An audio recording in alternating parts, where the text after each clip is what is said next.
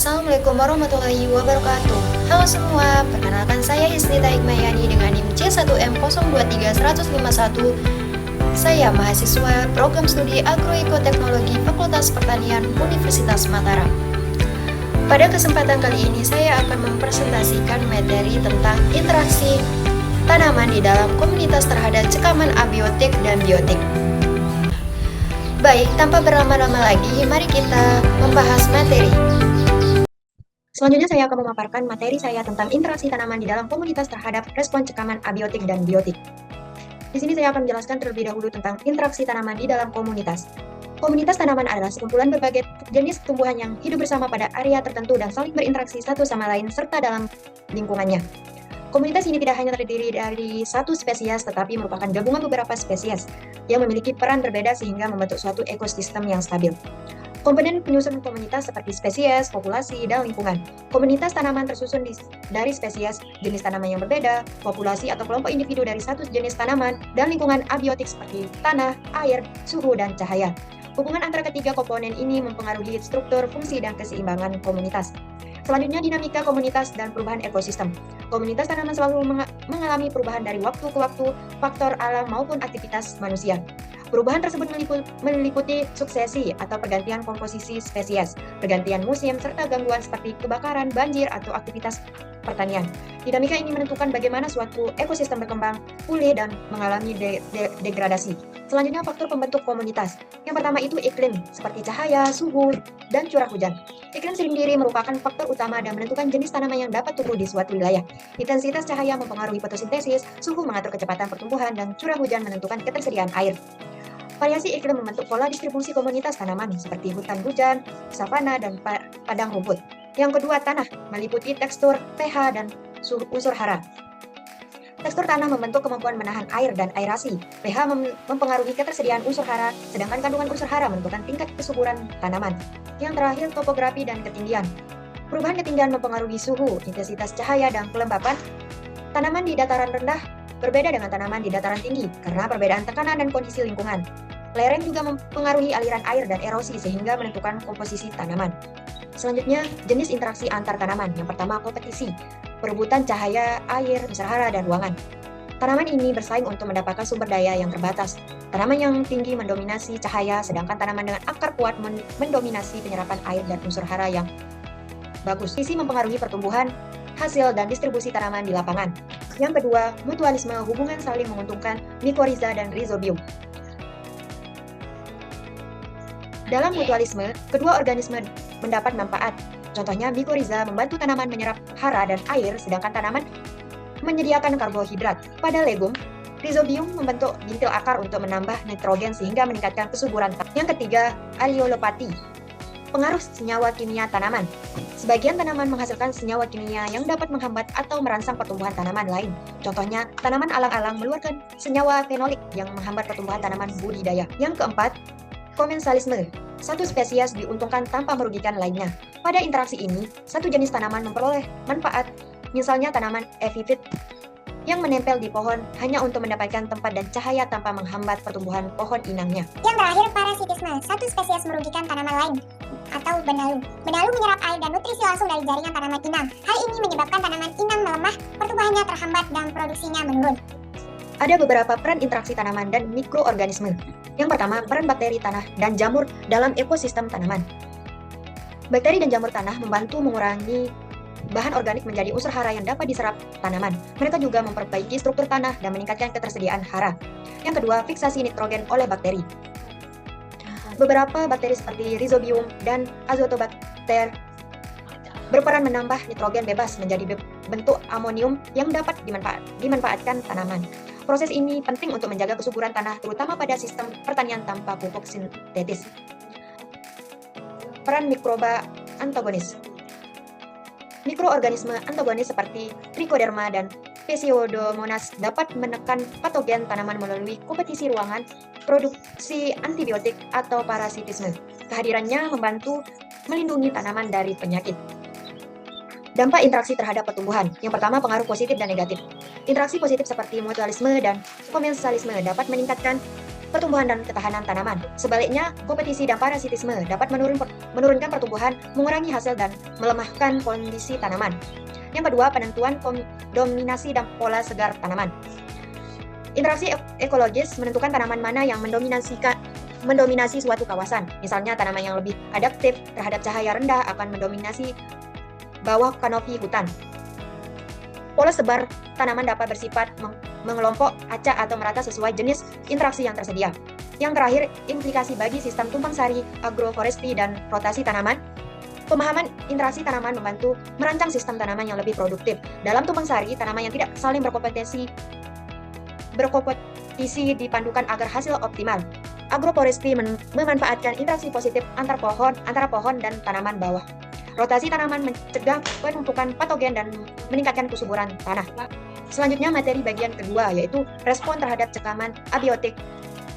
Cekaman abiotik adalah tekanan atau gangguan yang berasal dari faktor lingkungan non-hayati yang dapat menghambat pertumbuhan, perkembangan, dan produktivitas tanaman. Faktor ini mencakup kekeringan, salinitas atau garam tinggi, suhu ekstrem, panas atau dingin, banjir, angin kencang, dan serta logam berat seperti Pb, Cd, dan Hg yang dapat menyebabkan keracunan pada tanaman. Cekaman abiotik umumnya bersifat sulit diprediksi dan dapat mengakibatkan penurunan hasil secara signifikan apabila tanaman tidak memiliki kemampuan adaptasi yang baik terhadap kondisi tersebut. Selanjutnya, respon fisiologis tanaman. Yang pertama, penutupan stomata. Pada kondisi seperti kekeringan atau suhu tinggi, tanaman menutup stomata untuk mengurangi kehilangan air melalui transpirasi. Namun, penutupan stomata juga mengurangi masuknya CO2 sehingga berdampak pada penurunan laju fotosintesis. Yang kedua, penurunan fotosintesis dan metabolisme. Cekaman abiotik menyebabkan menurunnya efisiensi fotosintesis karena aktivitas enzim, klorofil, dan transport elektron terganggu. Metabolisme tanaman termasuk respirasi dan sintesis biomasa juga mengalami penurunan sehingga pertumbuhan menjadi lambat. Yang terakhir, akumulasi osmolit, prolin, dan gula. Untuk menjaga keseimbangan osmotik, tanaman memproduksi dan mengakumulasi osmolit seperti prolin, glisin, betanin, dan gula sederhana. Osmolit ini membantu mempertahankan turgor sel agar tanaman tetap dapat beraktivitas meskipun lingkungan kering atau asin. Respon morfologis. Yang pertama, pengguguran daun dan pengurangan luas daun. Dalam kondisi stres, tanaman cenderung menggugurkan daun tua atau memperkecil luas daun guna mengurangi penguapan. Daun juga dapat menjadi lebih tebal atau sempit untuk mengatur kehilangan air. Pemanjangan akar. Tanaman menstimulasi pertumbuhan akar secara vertikal maupun lateral untuk mencari sumber air atau hara yang lebih dalam. Adaptasi ini umum terjadi pada tanaman yang mengalami kekeringan atau salinitas. Yang terakhir, penebalan kutikula dan pembentukan trikoma. Tanaman dapat meningkatkan ketebalan kutikula atau lapisan lilin pada daun dan batang untuk mengurangi kehilangan air. Selain itu, trikoma atau rambut halus juga terbentuk lebih banyak untuk memantulkan cahaya, mengurangi suhu permukaan, dan melindungi jaringan dari stres. Selanjutnya, respon biokimia dan molekuler. Yang pertama, produksi antioksidan SOD, CAT, dan POD merupakan cekaman abiotik memicu akumulasi reaction oksigen spesies ROS yang bersifat toksik. Yang kedua, aktivasi gen ketahanan stres HSP dan LEA. Pada tingkat molekuler, tanaman mengaktifkan ekspresi gen-gen pelindung seperti hexoproteins, HSP, dan Let's Infogenesis Abundant Proteins atau LEA yang menjaga struktur protein dan membran agar tidak rusak saat berada dalam kondisi ekstrem. Yang terakhir, pembentukan hormon stres ABA dan etilen. Hormon asam absisat atau ABA meningkat tajam ketika tanaman mengalami kekeringan dan berperan dalam menutup stomata. Sementara itu, etilen membantu mengatur senescence atau penuaan daun, pengguguran daun, dan respon adaptif lainnya terhadap stres. Selanjutnya, strategis adaptif tanaman. Yang pertama, mekanisme avoided dan toleration. Avoided adalah strategi tanaman untuk menghindari efek stres, misalnya dengan menutup stomata atau memanjangkan akar. Sedangkan toleration adalah kemampuan tanaman untuk bertahan meski berada dalam kondisi stres, seperti dengan akumulasi osmolit atau produksi antioksidan. Yang kedua, adaptasi jangka pendek dan jangka panjang. Adaptasi jangka pendek meliputi perubahan fisiologis seperti penutupan stomata, sedangkan adaptasi jangka panjang merupakan perubahan genetik yang diwariskan antar generasi sehingga tanaman lebih sesuai dengan lingkungan ekstrem. Yang terakhir, peran varietas tahan stres dan teknologi pemuliaan. Pemuliaan tanaman berperan penting dalam menghasilkan varietas yang toleran terhadap kekeringan, salinitas, dan suhu ekstrem. Teknologi seperti seleksi berbasis marker, rekayasa genetik, dan genomic branding menjadi kunci untuk menyediakan tanaman yang mampu berproduksi di bawah cekaman abiotik. Yang terakhir, respon terhadap cekaman biotik. Cekaman biotik adalah tekanan atau gangguan terhadap tanaman yang disebabkan oleh organisme hidup. Cekaman ini dapat berasal dari serangan patogen seperti jamur fusarium, dan jamur coleoptricum. Sedangkan bakteri, Ralstonia dan Erwinia, dan virus yang menimbulkan penyakit pada tanaman. Selain itu, cekaman biotik yang juga muncul akibat serangan hama seperti serangga, nematoda, tungau, serta kompetisi dari gulma yang berebut nutrisi, cahaya, dan air dengan tanaman budidaya. Cekaman ini dapat mengurangi produktivitas, kualitas hasil, dan bahkan menyebabkan kematian tanaman jika tidak direspon dengan baik. Ada beberapa respon cekaman biotik seperti pertahanan fisik tanaman, yang terdiri dari penebalan dinding sel. Saat diserang patogen, tanaman akan memperkuat dinding sel dengan lignin dan kalose untuk mencegah penetralan lebih lanjut. Dinding sel yang menebal menjadi penghalang mekanis agar patogen sulit menembus jaringan. Yang kedua, pembentukan lapisan lilin atau kutikula. Kutikula mengurangi peluang patogen masuk melalui permukaan daun dan batang. Pada beberapa tanaman, cekaman biotik merangsang pembentukan lapisan lilin yang lebih tebal sebagai bentuk perlindungan. Yang terakhir, pembentukan kalus pada area luka. Ketika jaringan rusak, tanaman membentuk kalus jaringan baru untuk menutup luka dan mencegah patogen memperluas infeksi. Kalus juga membantu mengisolasi area yang terinfeksi. Respon yang kedua itu pertahanan biokimia. Yang pertama, produksi phytolexin dan fenolik. Tanaman menghasilkan senyawa antimikroba seperti phytolexin, flavonoid, dan senyawa fenolik untuk menghambat pertumbuhan patogen. Senyawa ini berperan sebagai antibiotik alami. Yang kedua, aktivitas hormon pertahanan SA, JA, dan etilen. Asam salisilat atau SA berperan dalam pertahanan terhadap patogen biotrof yang mempertahankan jaringan hidup. Jasmonat atau JA diaktifkan dalam respon terhadap serangan dan patogen. Nekrotof yang membunuh sel inang. Etilen mendukung pertahanan terhadap infeksi dan stres mekanis. Ketiga hormon ini bekerja secara terpadu untuk mengatur respon pertahanan. Yang terakhir, produksi protein PR, phytogenesis relate. Tanaman memproduksi protein PR seperti PR-1, PR-2, PR-5 yang membantu menghancurkan dinding sel patogen, menghambat enzim patogen, atau menginduksi ketahanan sistemik, dukung pertahanan terhadap infeksi dan stres mekanis. Ketiga hormon ini bekerja secara terpadu untuk mengatur respon pertahanan. Selanjutnya, respon sistem kekebalan tanaman. PTI, Pap Trigger Immunity. PTI adalah sistem kekebalan dasar yang aktif ketika tanaman mendeteksi molekul umum patogen, PAMP. Respon ini mencegah patogen masuk dan berkembang biak. 2. ETI, Effector Triggered Immunity. Respon ini lebih spesifik dan kuat, terjadi ketika gen ketahanan tanaman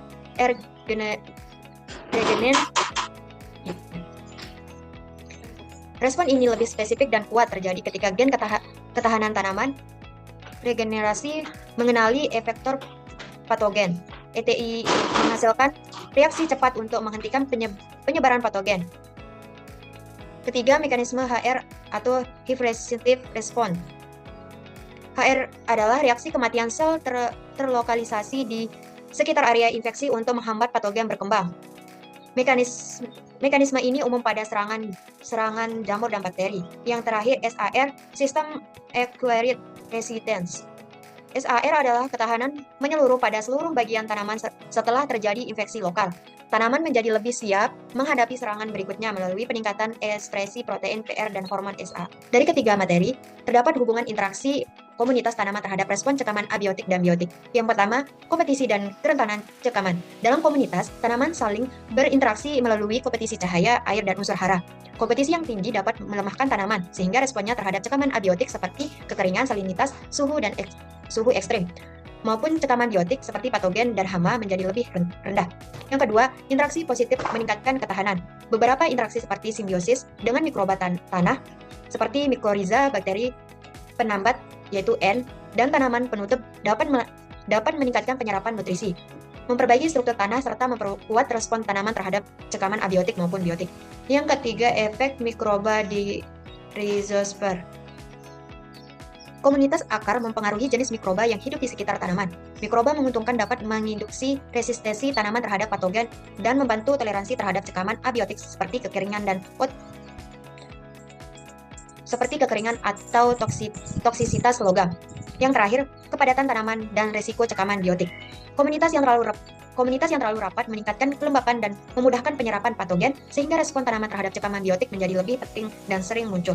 Baik, adapun kesimpulan dari keseluruhan materi yang telah saya paparkan yaitu komunitas tanaman dibentuk oleh berbagai spesies yang saling berinteraksi dan dipengaruhi oleh faktor lingkungan seperti iklim, tanah, dan aktivitas manusia. Interaksi antar tanaman dapat bersifat positif maupun negatif seperti kompetisi, mutualisme, dan aliolopati yang menekankan pertumbuhan dan dominasi tanaman. Tanaman juga berhubungan erat dengan mikroorganisme tanah yang membantu penyerapan hara dan perlindungan dari patogen. Dalam menghadapi cekaman abiotik seperti kekeringan, salinitas, dan suhu ekstrem, dan biotik seperti patogen dan hama, tanaman merespon melalui perubahan fisiologis, morfologis, dan biokimia, termasuk penutupan stomata, pemajangan akar, produksi antioksidan, serta aktivitas sistem kekebalan. Secara keseluruhan, interaksi komunitas dan respons stres menentukan kesehatan tanaman dan keberlanjutan ekosistem. Baik, hanya itu saja yang bisa saya paparkan terkait materi interaksi tanaman terhadap cekaman dan respon abiotik dan biotik. Sekian dan terima kasih. Wassalamualaikum warahmatullahi wabarakatuh.